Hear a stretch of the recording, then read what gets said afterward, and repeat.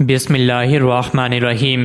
السلام علیکم۔ روزانہ واقعات سننے کے لیے اس چینل کو سبسکرائب کریں۔ حضرت موسیٰ علیہ السلام سے ایک آدمی نے درخواست کی کہ اسے جانوروں کی زبان سکھا دیں تاکہ وہ ان کی باہمی گفتگو سمجھ سکے۔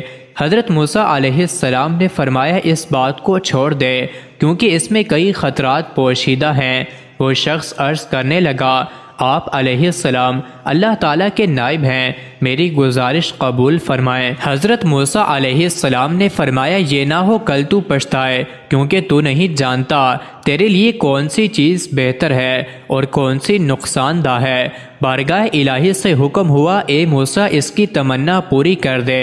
اس شخص نے حضرت موسیٰ علیہ السلام سے کہا کہ اچھا، سارے جانوروں کی زبان نہ صحیح، صرف میرے گھریلو پالتو جانور کتے اور مرغ کی زبان سکھا دیں۔ حضرت موسیٰ علیہ السلام نے فرمایا، جا، آج سے ان دونوں جانوروں کی بولی پر تجھ کو قدرت حاصل ہوگی۔ وہ شخص یہ سن کر خوشی خوشی اپنے گھر چلا گیا۔ صبح ہوئی تو خادمہ نے دسترخوان جھاڑا، اس میں سے رات کا بچا ہوا روٹی کا ٹکڑا زمین پر گرا۔ مرغا وہ ٹکڑا اٹھا کر لے گیا۔ ادھر یہ شخص سن رہا تھا۔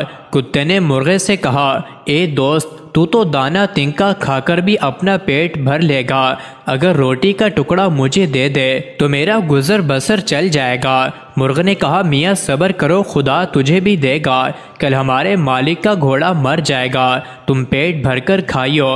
وہ شخص ان دونوں کی گفتگو سن رہا تھا، چنانچہ وہ فوراً اٹھا اور اس نے گھوڑا کھولا اور جا کر منڈی بیچ آیا اور نقصان سے اپنے آپ کو بچا لیا۔ دوسرے دن بھی روٹی کا ٹکڑا مرغ لے اڑا۔ کتے نے غصے میں آ کر مرغ سے کہا، اے فریبی، یہ دروغ گوئی کب تک چلے گی؟ تو جھوٹا ہے، ارے اندھے نجومی، تو سچائی سے محروم ہے۔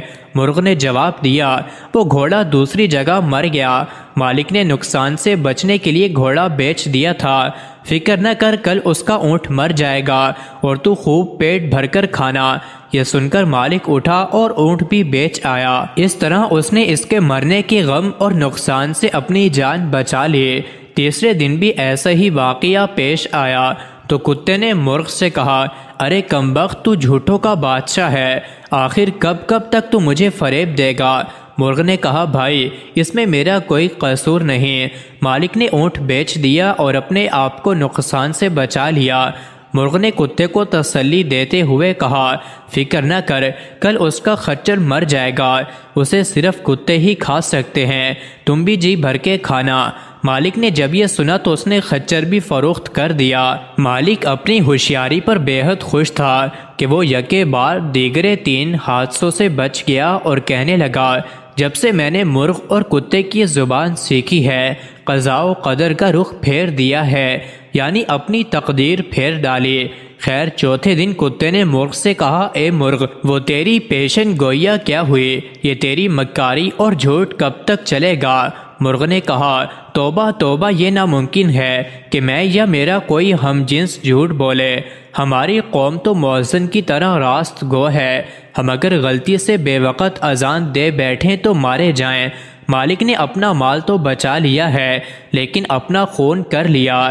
ایک نقصان 100 نقصانات کو دفع کرتا ہے۔ جسم اور مال کا نقصان جان کا صدقہ بن جاتا ہے۔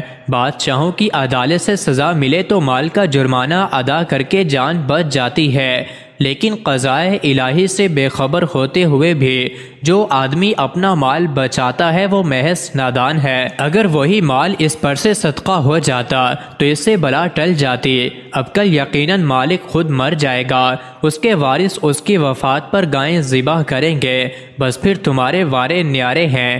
گھوڑے، اونٹ اور خچر کی موت اس نادان کی جان کا صدقہ تھا۔ وہ مال کے نقصان سے تو بچ گیا لیکن اپنی جان گنوا بیٹھا۔ مالک مرغے کی باتیں نہایت غور سے سن رہا تھا۔ جب اس نے اپنی موت کی پیشن گوئیاں سنی تو مارے خوف کے تھر تھر کانپنے لگا، گرتا پڑتا حضرت موسیٰ علیہ السلام کی بارگاہ میں حاضر ہوا اور روتے ہوئے عرض کیا کہ خدا کے پیغمبر، میری دستگیری فرمائیے۔ حضرت موسیٰ علیہ السلام نے سن کر فرمایا کہ میں نے تجھے کہا تھا اس ہوس کو چھوڑ دے، اس میں کئی خطرات پوشیدہ ہیں، مگر تو نہ مانا۔ اے عزیز، اب تیرا کمان نکل چکا ہے، میں تیرے لیے ایمان کی سلامتی کی دعا کر سکتا ہوں۔ یہ سن کر اس نوجوان کی طبیعت دفعتاً بگڑ گئی اور وہ قے کرنے لگا۔ یہ اس کی موت کی علامت تھی۔ اس کو گھر لے جایا گیا، گھر پہنچتے ہی وہ مر گیا۔ مزید ایسے ہی ویڈیوز کے لیے چینل کو ضرور سبسکرائب کریں۔